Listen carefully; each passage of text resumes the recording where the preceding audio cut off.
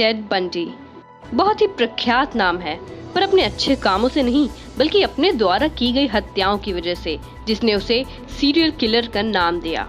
आज हम आपको इसी सीरियल किलर की पूरी कहानी बताएंगे, लेकिन इससे पहले अगर आपने हमारे चैनल को सब्सक्राइब नहीं किया है तो जरूर करें और बेल आइकॉन को दबाना ना भूलें। थियोडोर रॉबर्ट बंडी एक अमेरिकन सीरियल किलर था जिसने 1970 के दशक के दौरान और इससे पहले कई युवा महिलाओं और लड़कियों का अपहरण, बलात्कार और बेरहमी से हत्या कर दी थी।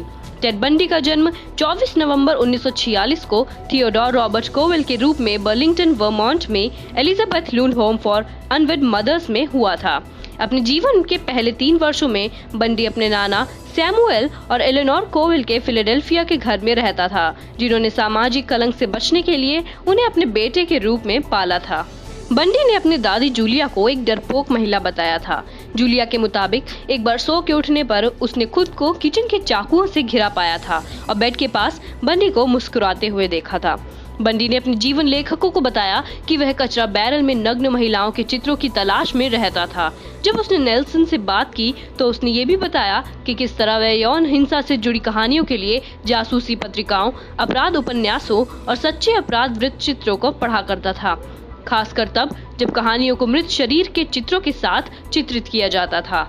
हाई स्कूल के दौरान उसे चोरी के संदेह में कम से कम 2 बार गिरफ्तार किया गया था। उन्होंने नेल्सन को बताया कि उन्होंने 1969 में ओशन सिटी, न्यू जर्सी में अपने पहले अपहरण का प्रयास किया था। उन्होंने मनोवैज्ञानिक आर्च नॉर्मन से कहा कि उन्होंने 1969 में फिलाडेल्फिया का दौरा करते हुए अटलांटिक सिटी में 2 महिलाओं की हत्या भी की थी। 4 जनवरी 1974 को आधी रात के बाद बंडी ने 18 वर्षीय केरन के तहखाने में प्रवेश किया। उसने उसके साथ ही यौन उत्पीड़न किया और छड़ी से उसके आंतरिक अंगों को नुकसान भी पहुंचाया। 1974 की शुरुआत के दौरान महिला कॉलेज की छात्राएं लगभग 1 प्रति माह की दर से गायब होने लगी। किंग काउंटी और सिएटल पुलिस विभागों के जासूस बेहद चिंतित थे। कोई महत्वपूर्ण साक्ष्य नहीं था और लापता महिलाओं में समानताएं बहुत कम थीं, सिवाय इसके कि वे युवा आकर्षक कॉलेज की छात्र थीं जिनके लंबे बाल थे। 11 जून के शुरुआती घंटों में UW की छात्रा जॉर्जिन हॉकिंस अपने प्रेमी के हॉस्टल और अपने घर के बीच एक गली से नीचे जाते समय गायब हो गई। हॉकिंस के लापता होने के बाद गवाहों ने बताया कि उस रात उन्होंने एक आदमी को उसका पीछा करते हुए देखा था।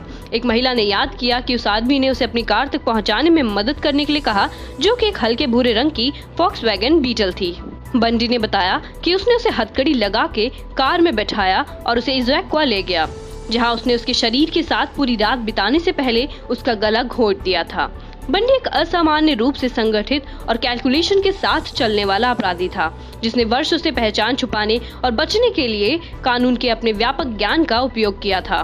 FBI के विशेषज्ञों के अनुसार बंडी के तौर तरीके समय के साथ विकसित हुए, जैसा कि सीरियल किलर की खासियत है। वह अपने वाहन के आसपास के क्षेत्र में अपने शिकार को लुभाने के लिए डिजाइन किए गए विभिन्न प्रकार के रोजगार देता था, जहां वह एक हथियार रखता था। बंडी के सभी ज्ञात पीड़ित व्हाइट विमेन थीं, जो अधिकांश मिडिल क्लास की थीं। लगभग सभी 15 और 25 के उम्र के बीच के थी और अधिकांश कॉलेज की छात्रा थीं। फांसी से पहले की रात बंडी ने 30 हत्याओं को कबूल लिया, लेकिन असली अभी भी अज्ञात हैं। वॉशिंगटन में 11, यूटा में 8, कोलोराडो में 3, फ्लोरिडा में 3, ओरेगन में 2, इडाहो में 2 और कैलिफोर्निया में 1 हत्या का आरोप सामने आया है। लेकिन फिर आखिर बंडी को पकड़ा कैसे गया?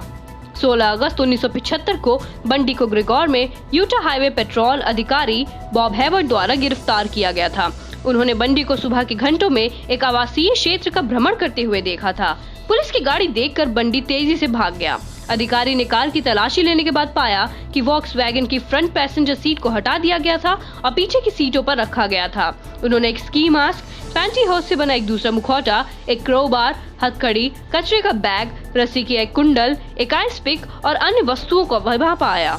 सॉल्ट लेक सिटी पुलिस ने बंडी को 24 घंटे निगरानी में रखा।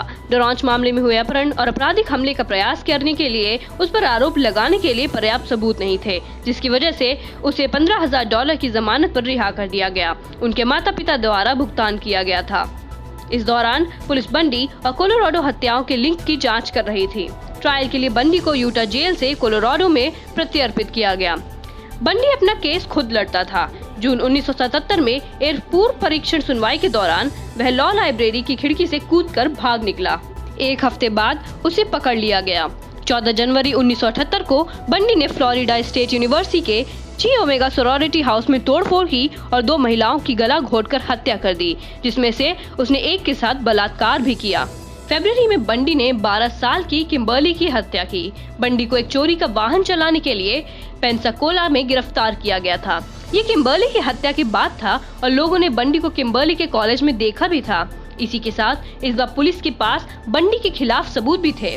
बंडी को दोनों मामलों में दोषी पाया गया। अपील के बाद बंडी को फांसी की आखिरी सजा 17 जनवरी 1989 को हुई।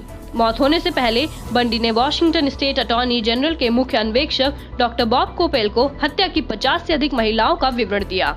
उसने अपने कुछ पीड़ितों के सिर अपने घर पर रखने के साथ ही अपने कुछ पीड़ितों के साथ नेक्रोफिलिया यानी मृतकों के साथ यौन संबंध बनाने की बात भी कबूल की।